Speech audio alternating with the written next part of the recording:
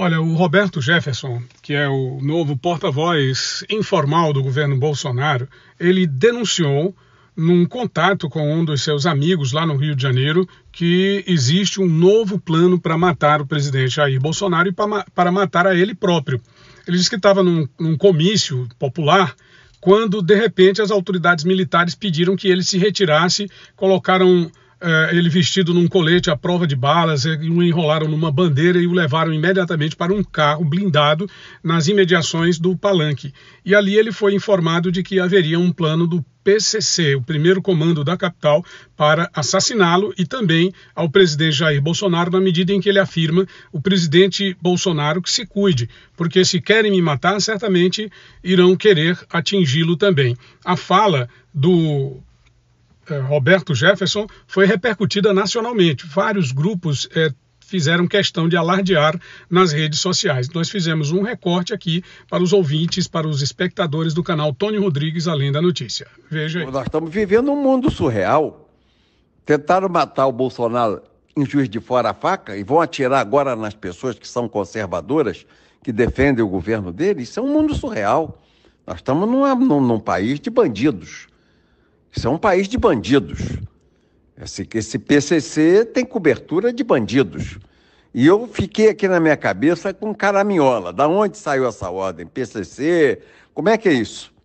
Como é que é isso? Ruim, grave. O Bolsonaro que não se cuide. Eu falei agora com o chefe da segurança do Bolsonaro, contando, ele me ligou para saber, eu contei para ele. Ruim a coisa, muito ruim.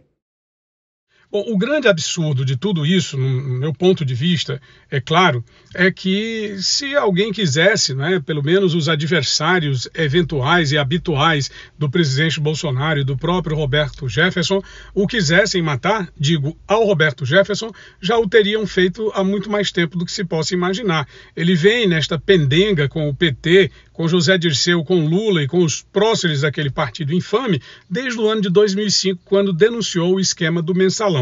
Portanto, eu acho que seria completamente inapropriado se eles fizessem qualquer tipo de parceria agora, quando ele volta a ganhar notoriedade exatamente como porta-voz do governo Bolsonaro e como porta-voz dos anseios populares que se apresenta e que é reconhecido por muitos movimentos de conservadores e de cristãos. Ele dá entrevista a todo momento, então eu acho que não faz tanto sentido assim a informação ou denúncia de que haveria esse novo plano. Mas em se tratando das situações, e eu estou falando isso exatamente para não corroborar com nenhuma teoria conspiratória ou com nenhuma informação que seja abusiva, que seja exagerada. Mas olha, a gente também tem que se ater aos fatos.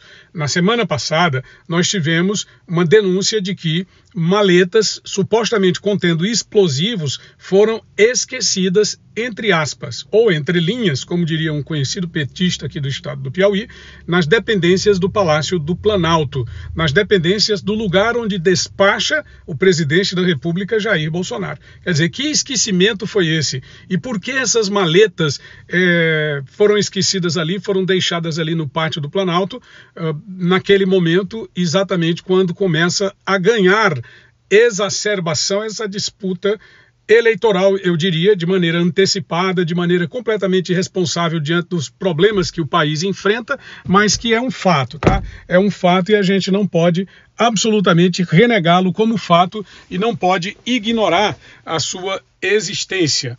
Essa campanha eleitoral ela já está em curso.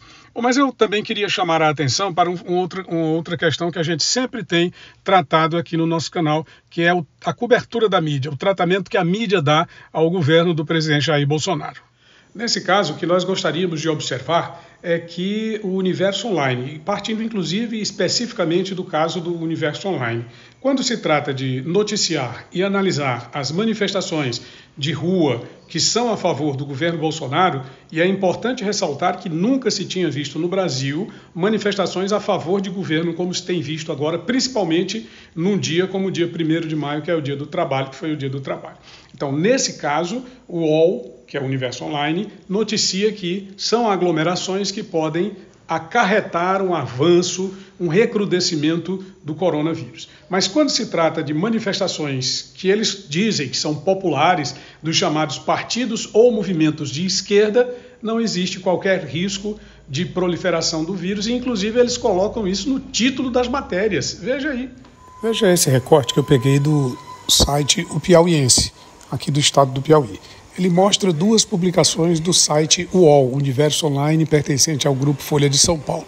Num deles, se afirma que o presidente Bolsonaro estimula atos que podem contribuir para a propagação do coronavírus, ou seja, os atos públicos de apoio ao presidente contribuem para a propagação do vírus.